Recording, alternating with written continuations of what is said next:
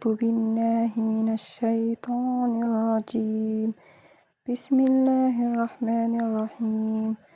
ألم نشرح لك صدرك ووضعنا عنك وزرك الذي أنقض ظهرك ورفعنا لك ذكرك فإن مع العسر